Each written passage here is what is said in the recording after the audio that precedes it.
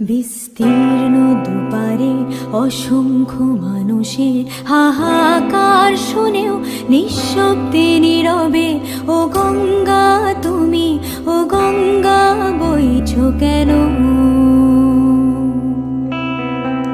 বিস্তীর্ণ দুপারে অসংখ্য মানুষের হাহাকার শুনেও নিঃশব্দে নীরবে